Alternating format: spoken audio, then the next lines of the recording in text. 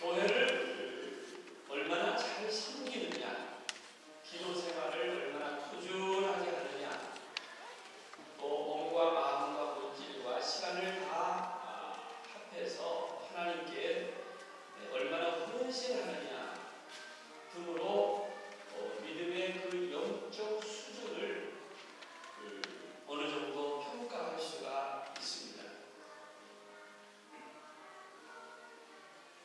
반면에 어렵고 힘든 상황인데 또 주의를 지키기 위해서 애를 쓰고 자신의 불이익을 감당하면서 최선을 다하는 사람들은 그렇지 못하고 교회만 왔다 갔다 하는 사람들과는 상당한 차별이 있습니다. 이런 사람보다는 믿음이 강한 자라고 말할 수 있을 것입니다. 우리 모두가 다 여기에 공감하죠? 그래서 교회는 믿음이 강한 자가 있고 약한 자가 있습니다. 그런데 오늘 로마서 이 14장과 15장에서는 조금 다른 기준으로 얘기를 합니다. 교회 안에서 인간 관계가 얼마나 성숙하게 잘 되어 있느냐, 이것으로 믿음의 그 정도를 측정하는 것입니다. 다시 말해서 교회 안에서 대인 관계, 우리들 주변에 연약한 형제들을 얼마나 잘 돌보고 그들을 얼마나 감싸주고 그들에 대한 배려를 얼마나 참느냐, 이것을 보고 그 사람의 믿음이 강한지 약한지를 판단할 수 있다는 거죠. 오늘 이 말씀이 이루어집니다. 앞서도 말씀드렸지만 사도 바울이 글을 쓰면서 또 우리들도 공감하면서 우리 스스로가 즉 믿음이 강하고 성숙한 자라고 정의를 내린다고 하면 우리 강한 믿음은 어느 수준에까지 왔는지 이 시간 함께 점검하시길 바라고 겸손하게 하늘의 음성, 성령의 음성을 이 시간 들으시기를 주의 이름으로 축원합니다. 자, 오늘 본문에 보면은 첫째 4절 보시면요, 4절에 이런 말씀이 있어요. 성경 말씀을 통해서 성숙한 교인이 된다. 무엇이든지 전에 기록한 바는 우리의 교훈을 위하여 기록된 것이니 우리로 하여금 인내로 또는 성경의 위로로 소망을 가지게 하리라. 이 전에 기록된 말씀이라는 데 주목을 했습니다. 여기서는 정확하게 구약 말씀을 말씀하시겠죠. 성경을 통해서 충성하고 성경 말씀을 통해서 십자가의 길이 무엇인지, 하나님을 어떻게 섬겨야 되는 것인지, 또 우리에게 위로와 소망이 뭔지 성경 말씀 속에 이 기독교의 의미가, 기독교인이라고 하면 어떤 사람을 기독교인이냐, 기독교인의 의무가 있고 책임이 있고 이것을 무엇이라도 배워야 하는데 여기에는 성경에 다 기록됐다 그런 것입니다. 강한 믿음과 약한 믿음이 누구인지 어떻게 또 도울 수 있으며 어떻게 돼야 되며 이런 것들도 이미 주신 성경 말씀 속에 다 들어있거든요. 사도 바울의 요지는 그겁니다. 전에 기록된 말씀, 이것을 주목하라.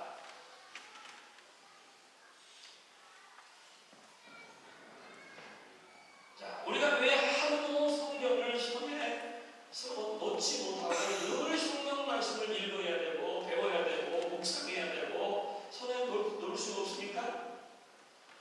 오늘 본문에 있는 대로 성경을 통해서 우리에게 위로와 소망을 갖기 때문에 그렇습니다. 성경 말씀을 여러분에게 위로를 해주시고 격려를 해주시고 우리의 소망을 주시고 하나님의 사랑을 깨달을 수 있는 것입니다. 모든 것을 성경을 통해서. 그래서 계속해서 디모데에게 그런 얘기를 하죠.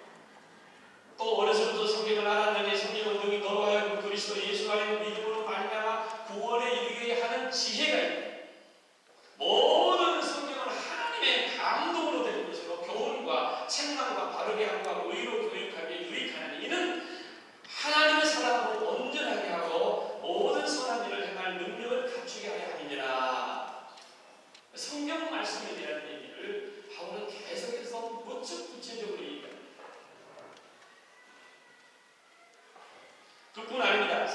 바울은 이미 기록된 말씀 속에서 발견한 매우 중요한, 구약에 기록된 이 말씀 속에서 매우 중요한 자료를 뽑아서 고린도 교회에게 실감나는 교훈의 대목이 있는데, 고린도서 10장이죠. 그들의 믿음의 조상들에게 일어난 사건들이 본보기가 되어서 말세를 만난 우리를 깨우치기 위한 기록이니라, 이렇게 얘기합니다. 이스라엘 민족이 광야 생활하는데 할 때 범죄의 사건을 매우 구체적으로 우상 숭배, 간음, 주님을 시험하다가 또 지도자를 원망하다가 네 가지의 그들의 범죄 사건을 얘기합니다. 우리의 조상들은 모압 여자들과 더불어 음행하다가 25,000명이 죽기도 했고, 지도자를 원망하다가 250명이 죽었고, 그리고 모자라서 또 14,700명이 전염병으로 죽었다. 민수기의 자세한 내용을 기록하면서 사도 바울은 말하기, 우리는 그들과 같이 그런 죄를 범하지 말자. 우리는 그들과 같이, 우리 조상들과 같이 그런 죄를 범하지 말자. 이런 죄를 범해서는 안 된다. 이것이 우리에게 거울처럼 보여지지 않느냐, 우리에게 본보기로 성경에 기록했지 않느냐, 여러 번 강조를 합니다. 그러면서 성경은 우리를 깨우치기 위해서 기록되느니라. 그래서 오늘 로마서에는 이 기록은 우리의 교훈을 위한 것으로서, 즉 성경 공부를 하라 것입니다. 성경을 공부하라 그 말입니다. 우리가 어떻게 주님을 닮아가는 인격과 성숙한 교인이 될 수가 있습니까? 어떻게 강한 믿음을 가질 수가 있습니까? 하나님께 영광을 돌리는 믿음이 강한 자로서 연약한 자를 우리가 받아들이고 저들을 도와주고 격려해야 하는데, 어떻게 그들을 깨안고 위로해 줄 수 있는 강한 자가 될 수 있느냐? 하나님의 말씀을 듣는 것. 아무도 아멘도 하죠. 할렐루야. 여러 가지 방법이 있겠지만, 믿음이 강하고 성숙한 믿음을 우리가 가질 수 있는 여러 가지 방법이 있겠지만은, 오늘 성경에서는 하나님의 말씀을 주목하고 그 교훈에 따라야 된다는 거죠. 우리가 형제들의 약점을 받아주고 감당해 줄 수 있는 수준까지 되려고 하면 부지런히 말씀을 공부해야 될 줄로 믿습니다. 빈 깡통 소리가 요란하다, 그런 말이 있습니다. 교인들이 이미 예수님을 고백하고 내 마음이 예수님과 같이 되었으니 이제 가만히 있어도 성숙해지고 믿음이 자란다고 여러분 생각할 수 있겠습니까? 아닙니다. 하나님의 말씀을 먹어야 됩니다. 공부해야 됩니다. 제가 늘 외치는 말 있죠? 배우든지 가르치든지 해야 우리 영혼 신앙이 건강해질 수가 있습니다. 음식을 든든히 먹어야 육신적인 건강을 유지하는 것과 같이, 여러분 우리 교회 다양한 성경 공부의 프로그램이 참 많습니다. 이제 제자반 12기생이 졸업하고 9월부터 13기생이 시작되죠. 또 주간 성경 공부, 화요일날, 목요일날, 토요일날, 금요일 1대1 양육, 매일매일 많은 프로그램이 있지만, 이 모든 게 뭐냐면은 하나님의 말씀을 먹기 위한, 하나님의 말씀을 배우고 신앙이 건강해질 수 있도록 마련된 프로그램들 여러분 보시고 9월부터라도 지금이라도 성경 공부에 많이 동참하실 수 있기를 바랍니다. 에스겔 설명 읽어보면 하나님께 에스겔에게 이런 얘기를 합니다. 그가 내게 이르시되 인자야, 너는 발견한 것을 먹으라. 이 두루마리를 먹고 가서 이스라엘 족속에 말하라 하시기로, 내가 입을 벌리니 그가 그 두루마리를 떡을 내게 먹이시더라. 구약 선지자는 두루마리를 아예 그냥 달달달달 먹었다고 했어요. 먹고 가서 얘기하라. 음식을 표정하고 병든 환자는 음식이 소화가 되지 않고 영양 공급이 안 되기 때문에 허약할 수밖에 없고 짜증을 내는 것과 같습니다. 성경 말씀을 잘 듣고 성령의 음성을 듣고 성숙하려면 우리 마음이 자연히 주님의 마음을 본받아야 될 줄로 믿습니다. 주님을 본받으면 말씀을 듣고 성숙하면 자연스럽게 나도 모르게 예수님의 삶으로 변화가 되고 그렇게 행동할 것입니다. 그러면 하나님께 영광이 될 줄로 믿습니다. 우리는 성경 말씀을 통해서 교훈과 책망과 바르게 함과 의로 교육함을 받는 이유가 어디 있습니까? 왜 그렇게 해야 됩니까? 나의 인격이 온전하기 위함. 디모데후서 이는 하나님의 사람으로 온전하게 하고 모든 선한 일을 행할 능력을 갖추게 하려 함이니라. 믿음이 강한 자만이 연약한 자를 진심으로 보살필 수가 있고 또 그런 능력을 갖출 수가 있습니다. 성숙한 자가 될 수가 있습니다. 말씀으로 잘 다듬어지고 말씀 속에 성숙한 여러분들이 되시기를 주의 이름으로 다시 한번 축원합니다. 여러분 잘 알고 있는 빅토르 휴고의 내 미제라고 하는 유명한 책이었습니다. 지금은 영화와 뮤지컬로 더 엄청나지만 이 글을 쓸 때는 당대의 이 소설책이 성경 다음으로 많이 읽힌 책이라고 알려지고 있습니다.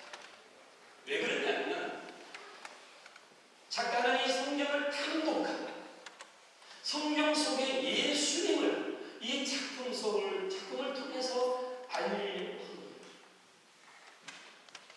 예수님이 이렇게 사셨고 그래서 이 현실 우리의 삶의 생활 속에서 한 사람을 내세워서 예수님과 같은 삶을 교훈합니다. 여러분 잘 아시는 그런 작품 중에 존 발장이라고 하는 사람이 주인공인데 도중에 두 번째 주인공이 등장합니다. 그 사람 누구냐면 코세트라고 하는 불쌍한 소녀가 나옵니다. 이 코세트는 여관집에서 온갖 학대를 당하고 노예처럼 살다가 이 장발장에게 발견돼서 그가 장발장이 코세트를 데리고 갑니다. 불쌍한 이 소녀는 장발장의 딸로 자라면서 수녀원 부속학교에 가서 고등교육을 받습니다. 버려진 아이를 교육시킵니다. 이 청소년이 된 코세트는 수녀가 되지 아니하고 장발장과 함께 파리에 올라와서 성인이 되어서 그는 젊은 변호사와 함께 사랑을 나누고 결혼까지 하지 않습니까? 여러분 생각하셔야 됩니다. 버려진 소녀, 아무도 돌아보지 않은 불쌍한 소녀, 그를 누구의 손길에 붙잡혔다는 그를 데려다가 키워주고 교육시켜주고 바른 사람을 여기에 등장하는 주인공 장발장은 어떤 인물입니까? 가난으로 인해 누나의 조카들이 굶게 되자 그들을 위해서 빵을 훔쳐다가 주다가 걸려서 5년형을 받은 이 장발장은 4번의 파업으로 말려 19년을 살다가 형기를 마치고 세상에 나오게 됩니다. 그러나 전과 기록이 많기 때문에 아무도 그를 여관에서 받아주지 않습니다. 그래서 그는 한숨을 쉬면서 세상을 저주합니다. 그러던 중에 밀리엘 주교의 도움으로 그 집에 머물게 됩니다. 그러나 이 세상에다 불만이 많은 이 사람은 주의 종의 가정이든지 교회든지 상관없이 그 집에서 음식비를 훔쳐다가 내다 팔고 다시 한번 감옥에 갈 처지에 처합니다. 하지만 그 주교는 이 죄를 부인하고 은총때까지 다시 주면서 그에게 새로운 출발할 수 있도록 복음을 전해줍니다. 그는 그의 삶이 바뀝니다. 주님의 은혜로 새 사람이 된 장발장은 조그마한 마을에서 먹거리 사업을 하다가 그가 크게 성공을 받고 또 그 시에서 공헌을 했고 그 시에서 인정을 받아 결국은 시장까지 역임하게 됩니다.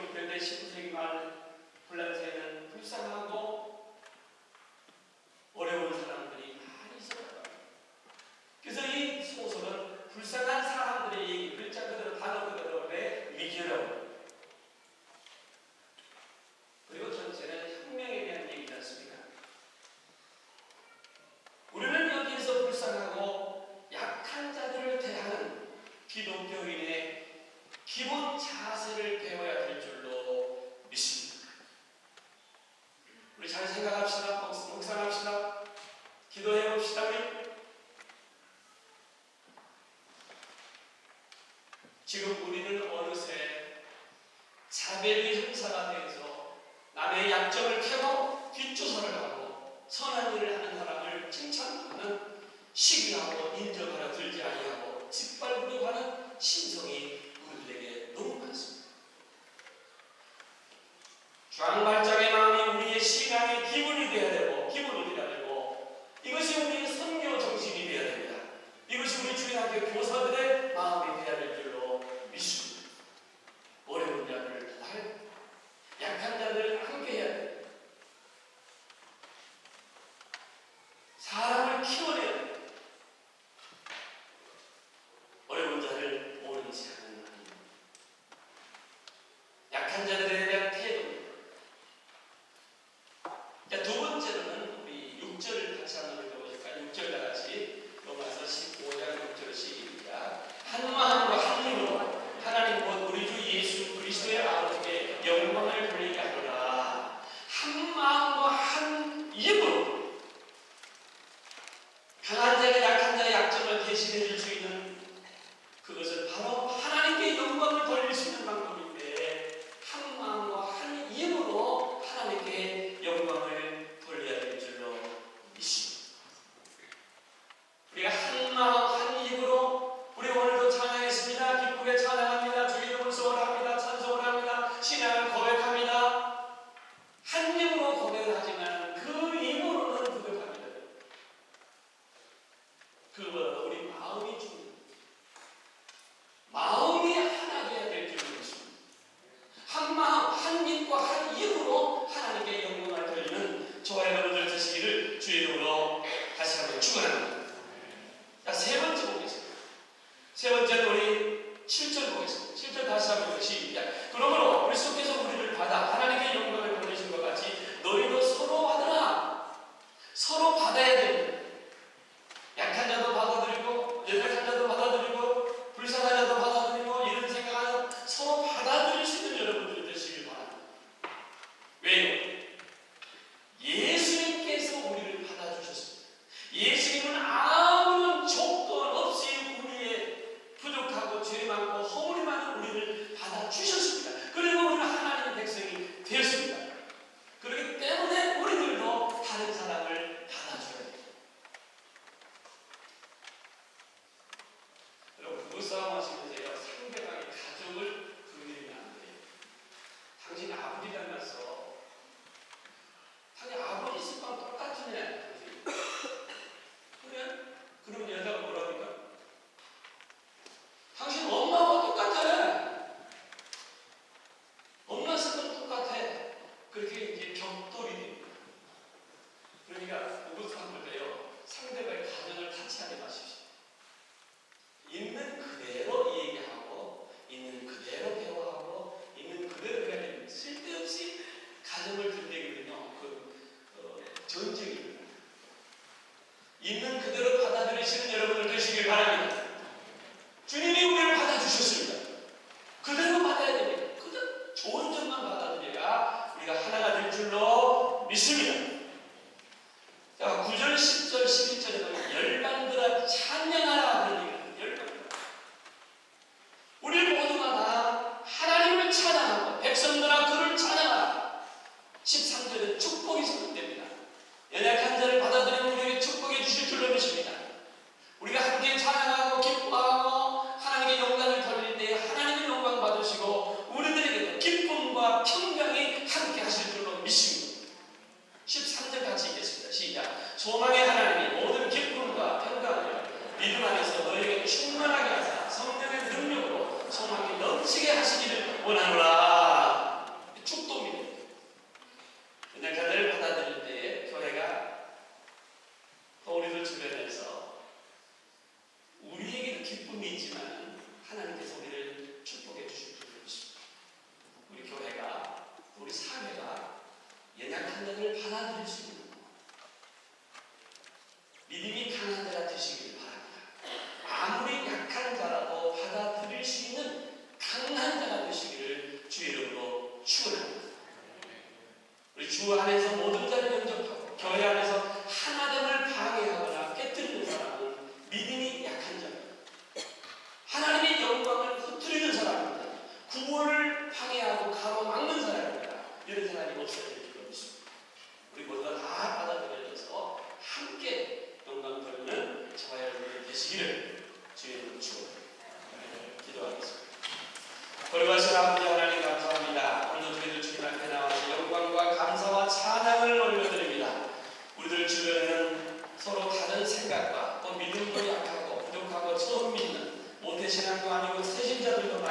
학교도 다르고 배움도 다르고 소외당하는 일들이 많이 있을 것 같습니다. 주님이 우리들에게 친구가 되어주신 것처럼 우리들도 아무 조건 없이 받아들이고 연약한 자를 우리가 허물을 받아주고 저들을 격려하고 저들을 위로하고 저들을 깨닫는 살아있는 하나님의 교회가 될 수 있도록